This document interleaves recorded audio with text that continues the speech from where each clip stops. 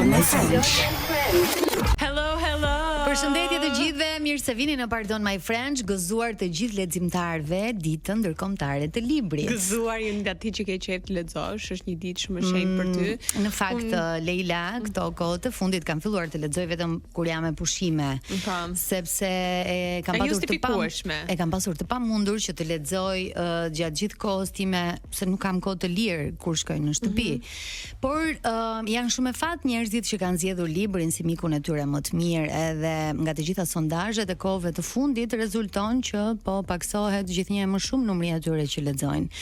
Kështu më duket në rrjetet sociale, me gjërat që na marrin vëmendje në kohën e lirë, që ke parasysh më parë shkojmë te celulari, është instikti i parë se sa të shkojmë të lexojmë një libër të bukur, dhe realisht është për të mërzitur, është për të ardhur keq, në fakt që rinia e sotme nuk e konsideron atë ndjesinë që t'jep prekja e asaj letrës, aroma që ka libri, ndjesia që t'jep, apo zhvillimi i fantazisë, po ashtu, sepse ti me anë të librit lexon një histori të cilën mund ta imagjinosh vetëm nëpërmjet fantazive të tua. Pra ti përfytyron, të paktën mua kështu më ka ndodhur sa herë kam lexuar libër, pra unë përfytyroj personazhin të veshur sipas ngjyrave që unë i jap. Pra, nëse është një personazh pozitiv, unë e shoh gjithmonë të veshur bukur me flokë të krehur, ndërsa personazhet negativ i përfytyroj në një tjetër formë. Të zhvillon shumë fantazinë, kreativitetin të lexuarit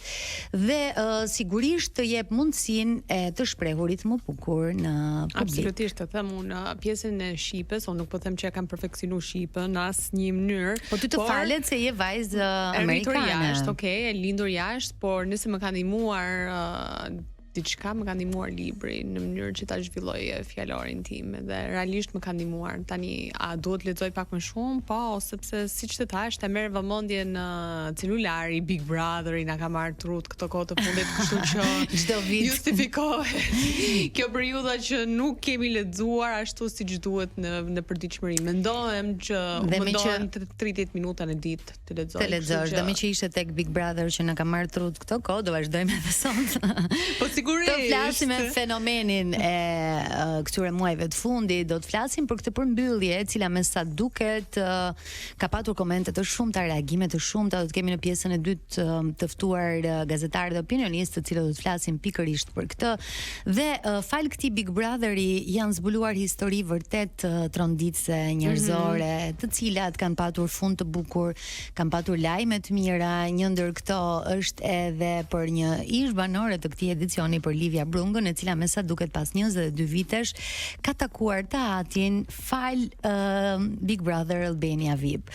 Edhe sa i ngjante më, se po i shikoja foton, ngjanin shumë së bashku, ishte për çudi se sa shumë ngjashmëri kishin me njëri tjetrin. Po baba, e di, po syt identik, po të them. Kështu që me Livian do të flasim po ashtu pak minuta më vonë për të na treguar ajo më gjerësisht emocionet e para, çfarë bisedash bën e të tjera si këto. Kështu që kemi plot për të diskutuar sot, gjithashtu unë dhe Lei do të ndajmë nga një pasazh të librave që na pëlqejnë. Edhe ndoshta mund të kenë shenjuar diçka në jetën tonë. Kështu që dëgjoni muzikë të mirë, se jemi në Top Albania Radio, dhe fjala kryesore edhe sigurisht që i bashkohet fjalëve tona, por kryesorja është ajo e muzikës, edhe në radio flitet edhe nëpërmjet muzikës. Kështu që do të përshëndesim të gjithë ata që kanë zgjedhur që këto momente të jenë në shoqërinë e Top Albania Radios me Habel. Edhe sot me zhvillimin e teknologjisë kanë zgjedhur të festojnë këtë ditë të librit, duke bler libra, duke lexuar, edhe duke i dhënë rëndësinë e duhur. Ideja e përkujtimit të ditës botërore të librit e ka origjinën pikërisht në Spanjë, në zonën e Katalonjës, ku ati që blinte një libër i dhuroi gjithmonë edhe një trëndafil. 23 prilli është shpallur si dita botërore e librit, dhe pikërisht kjo është zgjedhur në 1995 në 15 nëntor me një rezolut të UNESCO-s. pasi u morën në konsiderat faktet se libri ka qenë historikisht instrumenti më i fuqishëm i shpërndarjes së njohurive dhe mjeti më efikas për të siguruar ruajtjen e këtyre njohurive. Se çdo nismë për promovimin e librave të rinj është një faktor i pasurimit kulturor dhe ky është një fakt shumë i rëndësishëm dhe i pakontestueshëm. Në 23 prill të vitit 1616, në fakt, u nda nga jeta Cervantesi, Shakespeare-i dhe një tjetër personazh i letrave është pikërisht i njohur si Inca, dhe 23 prilli po ashtu shënon edhe lindjen ose vdekjen e shkrimtarëve të tjerë si Maurice Druon, Vladimir Nabokov, i famshëm i Lolitës, dhe kjo është arsyeja për të cilën kjo datë domethënse për letërsinë universale është caktuar pikërisht nga Konferenca e Përgjithshme e UNESCO-s për t'i bërë omazh botror librit dhe autorëve të tij dhe për të inkurajuar të rinjt që të zbulojnë kënaqësinë e të lexuarit, si edhe për të respektuar kontributin e pazëvendësueshëm që kanë dhënë krijuesit për progresin social dhe atë kulturor. Pra, me të gjitha veprat që ne njohim nga të gjithë ata që kanë shkruar dhe i kanë dhënë letërsisë botërore, le të themi të ardhmen, njohuritë në emër të tyre është zgjedhur pikërisht edhe 23 prilli si dita botërore e librit. Leila, ka gjithmonë një ditë botërore për gjithçka. Madje lexova një ditë që kishte ka për përqafime, ka për buzëqeshje, ka për puthje, ka dhe për hamburgerin, dita ndërkombëtare. Është dita ndërkombëtare e karbonarës. Ishte para disa ditësh sensuale, kupton puthjen, përqafimin, këto gjëra romantike. Duhet të kishte patjetër një ditë ndërkombëtare të librit, edhe është pikërisht kjo datë 23 prilli. Teksa po lexoja në internet, jo në libër, sepse në libër më pëlqen të lexoj histori njerëzore dhe në pjesën më të madhe të rasteve janë ato libra të cilët më bëjnë të kulloj në lot që më tërheqin më shumë. Më pëlqen ato, mua më pëlqen ato romantike. Duhet ketë libri im pak një histori me romantike fund të lumtur, po ka sigurisht. Për shembull, libri që un kam zgjedhur për të lexuar hyrjen e tij pas pak ka një histori shumë të fortë dashurie, por përfundon tragjikisht, Leila. Edhe imja nuk përfundon mirë. Dhe fatkeqësisht. Prandaj po them, janë këto librat që të bëjnë të qash, të përjetosh edhe të fantazosh, të imagjinosh personazhet, se si do t'i vishje ti. Edhe ndonjëherë kur librat kthehen në filma, është akoma më e lehtë për të përfituar personazhin. Libri im është kthyer në film dhe nuk ka qenë kaq i bukur dhe i saktë. Kështu që jam zhgënjur nga filmi. Një tjetër libër që un kam lexuar dhe më ka prekur tej mase, më ka prekur pa ashtu edhe filmi. Dhe është Gjyhetari i balonave. Është një super realizim e çuditshme, se ndonjëherë i hum pak le të themi zhgënjeshme, ke ai sensi i ndjesive që ti ke përjetuar kur ke lexuar librin. Por jo, Gjyhetari i balonave ka dhënë ndjesi shumë të mirë. Ka qenë super libra, gjithmonë seri. Ke lexuar Harry Potter? Ja, këto janë librat për shembull që mua nuk të pëlqejnë, e di. Dhe filmi është bërë në një mënyrë shumë të bukur, por prap ka shumë detaje që ka humbur. Çdo film të librit, shumë detaje. Kështu është edhe me Godfather. Të gjithë ata që kanë lexuar librin mendojnë që pavarësisht të gjitha çmimeve apo vlerësimeve që ka marrë realizimi i filmit, Marlon Brando, po ashtu Al Pacino, po ashtu janë vlerësuar për rolet e tyre në këtë film, prap ka disa detaje të cilat humbin. Pra nuk janë ndonjëherë filmi si në libër. Ndonjëherë është më mirë ta lesh librin të paprekur, kupton, mos të bëhet film, mos të nshtrohet në një film, sepse realisht e humb magjin, kështu që un jam për jo. Sa i përket filmave. Edhe nuk jam ti që shoh shumë filma, nuk shoh. Nuk shoh. Prandaj. Nuk jam tipi i filmave. Ne do të lexojmë pas pak 2 pasazhe për të kujtuar edhe një herë këtë dëshirën që kemi vetë për të lexuar dhe për të mos u ndar librit, por edhe për gjithë ata që po na dëgjojnë, po sidomos për të rinj të cilët ndoshta e kanë humbur pak atë ndjesin e prekjes magjike të letrës. Shkëputemi me pak muzikë, është Playbox tani dhe rikthehemi pas pak me Lej. Unë dhe Lej do të sjellim për ju nga një fragment nga librat që ne pëlqejmë. Çfarë të zgjedhim më parë? Kupton, janë shumë fragmente, po po zgjedh një gjë që gjeta në internet, shumë e vështirë me gjet pjesët e mi më të preferuar. Po Po e Ka vazhdoj një me këtë. arsye pse Muzeu i Pafajësisë është i preferuar i yt apo jo? Ka lënë ndjesi shumë të bukur. Një histori dashurie, ky Kemali, personazhi i librit që lufton për dashurinë, pavarësisht që nuk e merr të njëjtën gjë mbrapsht, lufton edhe deri në fund. Ky Kemali. Nuk dua të them që si mbaron libri, por është bërë film ky, ëh? Po, nuk ka një përfundim të lumtur edhe për këtë mos bëj spoiler. Jepi. Okej. Atëherë, në fillim të marsit, para 2 muajsh, shkuam edhe një herë në shtëpinë verore në Suadie. Ishte shumë ftohtë. Kur ndeza u gjakun, shtëpia u mbulua e gjitha nga tymi. U grindëm. Pas kësaj, Sibeli kaloi një grip të rënd. Pati temperaturë dhe qëndroi një javë në shtrat. Pas kësaj, nuk donim të shkonim më atje për të bërë dashuri. Cili nga ju nuk deshi? Pyeti Fisuni. Ajo apo ti? Në fytyrën që dukej sikur vuante nga korreshtja dhe duke se thoshte të lutem, më trego të vërtetën. Këtë radhë u shfaq veshtrimi lutës me nën tekstin të lutem, më gënje, por mos më trishto. Sipas hamendjeve të mia, Sibeli mendon që do bëjmë më pak dashuri tani. Nëse do bëj më pak, unë do ta vlerësoj më shumë fejesën, martesën, madje dhe atë vet, ju përgjigja. Por ti më the si ju keni bërë dashuri më parë. Nuk po më kupton. Nuk po flasim për aktin ton të parë. Jo e di, tha Fisuni duke ulur zërin. Me atë veprim, Sibeli më tregoi se sa shumë më donte dhe sa besim kishte tek unë, i thash. Por mendimi për të bërë dashuri para martese e shqetëson ende. Unë e kuptoj këtë. Megjithëse se ka studiuar për shumë kohë në Evropë, s'është kaq e guximshme dhe moderne se sa ti. Wow. Pra Kemali ishte mes dy. Në këtë fragment tregon se sa e komplikuar është historia, se ende është i lidhur edhe me Sibelin, ndërkohë që është ende i lidhur edhe me Fisunin. Atëherë, pjesa që unë kam shkëputur është Nata e Ustikës.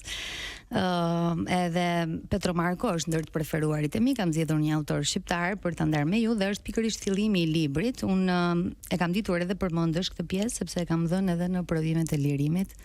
Më ka rënë pikërisht kjo. Kështu që ke shumë për zemër. Po. Në fillim ndjeva zërin e saj, pastaj i preka duart. Fytyrën nuk ja pash, as trupin. Kishte diçka thellësisht njerëzore në ato duar. Mu duk se në pëllëmbën time po pulsonte një zemër. Rajet e saj u bën njëshme të mijat. Nuk i shija ato duar, vetëm sa i prekja. Mos ishte nata ajo që i vishte me mister, apo hekurat e burgut që na ndanin. Ndoshta të dyja bashk, ndoshta asnjëra prej tyre. Ishte natë shtatori, natë e vjeshtës së parë të vitit 1941. Duart e asaj vajze të panjohur preknin duart e mia. Unë e shikoja atë, jo me sy. Me sy ishin bërë duart e mia, gishtrinët e mi. Gardiani urdhëroi të shpejtoja. Ushqimet kalonin nga duart e mia në duart e saj, përmes hekurave të derës së oborrit. Unë i nxirja, ajo i merrte, pa fjalë. Shoku që rinte pas meje më tha, "S'ka më." Dhe unë i përshpërita vajzës duke i mbajtur dorën, "S'ka më." Ajo nuk e hoqi dorën. E pyeta nëse dinte italisht. Mu përgjigj me atë zë si të erës ku luan me degët e plepit. Parlo bene. Shumë mirë. Ti do të vish gjithnjë këtu. Dhe për çdo keni nevojë, i shkruani në një letër. Keni letër? Kemi. Si të quajnë? Sonja. Mirë atëherë. Natën e mirë, Sonja. Pra historia e dashurisë së Andreas dhe Sonjës lindi pikërisht nga prekja e duarve, pa u parë në fytyrë. Dhe historia në fakt është shumë e bukur. Nëse ke dëshirë mund ta lexosh. Nuk e kam lexuar. Është shumë e bukur. Kështu që realisht më bëre për vete me këtë pasazh të shkurtër. Me reklama. Jemi në Pardon My Friends dhe sigurisht që edhe sot do të flasim për kryefjalën e këtyre 4 muajve të fundit. Big Brother. Jo, dhe një histori në fakt e cila preku zemrat e të gjithë shqiptarëve dhe në fakt Slej ka një fund shumë të lumtur. Përshëndetje Livia. Hello Livia. Përshëndetje. Si të kemi? Shumë mirë. Pak e smur, po që jam shumë e lumtur dhe jam shumë mirë. Ke pasur gjëra të mira këto ditë, normal, pozitivitet, takimesh, më së normale, si ndihesh? Po, tani po filloj të futem ka jo rruga e ekuilibrit. Unë kështu mund ta quaj dhe po ndihem shumë mirë. Ti je në Shkodër Locën tënde. Dhe pas 22 vitesh, pikërisht në Shkodër u bë edhe takimi më emocionues ndoshta që piknisjen e kishte nga ky edicion i Big Brother. Na tregon disa detaje Livia, për qafimin e parë, fjalët e para, bisedat e para me babin.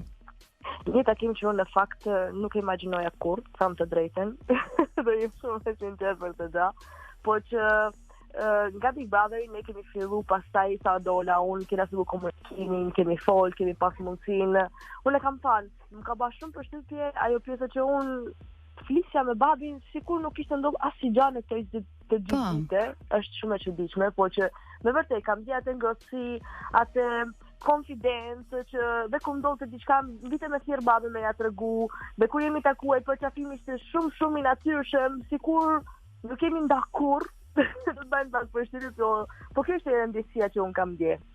Kishe lotje apo ishte një takim me gëzim, me buzëqeshje, me Po, absolutisht me buzëqeshje. Ishte takimi që jashtë ekrani telefonit, duke ecur nëpër Shkodrën tonë të bukur, kështu që kena pas mundësi me marrë sy dhe ishte ajo që unë kisha nevojë në fakt. Çfarë të thoshte babi? Çfarë të thoshte ndaj gjë në veçantë? Si jam kurioze për këto momente. Jo, babi një diçka që tashi e ndjen shumë për zemër se ajo pjesa që jepi vedit, ndërto gjanat e tuaja me qenë se ki qef ekranin, dhe pastaj më ka thënë një gjë shumë të fortë. Andra e pjesë bëhet gjysh. Ajo gjë që, o babo, që unë kam anë bëhem gjysh, ku do ndodhi. Ja, nuk ka pa mama kur këtë gjë, e bani babi. Mirë, po si jemi me këto realizimin e dëshirës babi, domethënë, deri në ç'pik pik jemi? Ja, pik pra, mund të ndodhë më vonë apo më shpejt? Në çfarë sensi, Jonit, që takohemi prapë, nuk e kuptova. Jo, që të bëhet të gjysh, mund të ndodhë shpejt, si kemi gjasat apo më vonë? Ja, të më vonë, tash. Tani ke karrierën. Tani karrierën. Livia, po vllai si ishte? Jo, vllai nuk e kam takuar sepse në fakt ka ardhur babi vetëm në Shqipëri. Okay, se pash një djalë të vogël që kishte postuar, mendova mos ishte vllai. E përshëndesim Noelin. Noeli është një djalë shkodran që është një mrekulli, është një djalë artist, unë kështu e quaj. Dhe e takova dje në Shkodër sepse kishte kohë që kishte dëshirë të më takonte.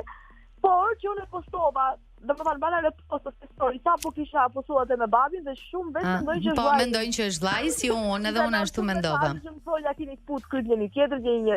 Po jo, Noeli nuk e thua. Po në vim si keni lënë Livia, do takoni më shpesh, do keni një takim me vllain, domethënë. Do shkosh deri në Itali besoj, ëh? Si e keni lënë në vim? Jam pak e ngarkuar, kam shumë disa angazhime dhe nuk mund me lëviz për Itali, po që sa të kemë mundësinë, do s'kem ndej. Megjithatë, babi ka pas mundësinë me ardh, do vi edhe djali, vaj, do vinë të shkëputur, domethënë njëri do vi më vonë, dhe po, asaj jam marrëdhënia që prapë jemi në kontakt, kështu që super, më vjen shumë mirë Livia, edhe jam shumë e lumtur që ke përjetuar këtë emocion, edhe më vjen po aq shumë lumturi që ky edicioni Big Brother përveç se dha mesazhe shumë të forta dhe u trajtuan tematika shumë të forta, për ty personalisht pati një fund të lumtur le të themi, sepse ky ritakim besoj se ka qenë shumë i pritur nga ty prej vitesh. Po, pastaj kemi takuar me gjyshet dje mram, shpum pak. Dhe jo, do të them diçka kështu. Gjysha jame kishte rujt kërtisën. Wow! Asi sa pak këtu. Edhe një flok. Tëndin, flokun e parë.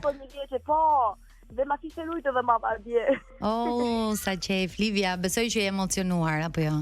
Po, shumë emocionuar. Çfarë të thanë për eksperiencën tënde në Big?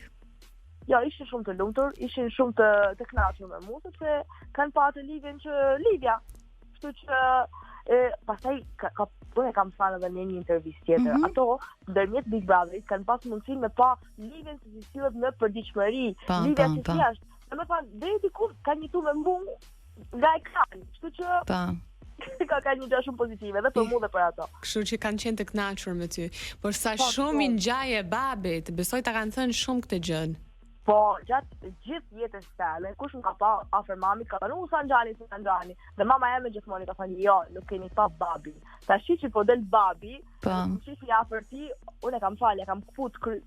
Që jam këtë babi. Ja, ke kput me vërtet kryt. Livia, më vjen shumë mirë që je lumtur. Të falenderoj shumë për këtë ndërhyrje, edhe ndjes nëse të penguam nga diçka ose nga takimet e tua me njerëzit e dashur, me njerëzit e zemrës. Na i bëjt fala shumë Shkodrës, se e dim që Shkodër Loce ne kemi tifoze të zjarrt të Big Brother. Absolutisht. Kështu që po, do t'i bëjt fala se zbani, është një arom, Shkodra ka një arom vedi, kështu që do kënaqem. Kështu që shijoj këto ditë deri të shtunën se keni postin edhe keni punë të tjera. Jeni zjarr. Do jeni zjarr të shtunën. Livia, të puthim fort, shumë suksese në gjithçka që do bësh. Shumë edhe ju du shumë. Faleminderit shumë.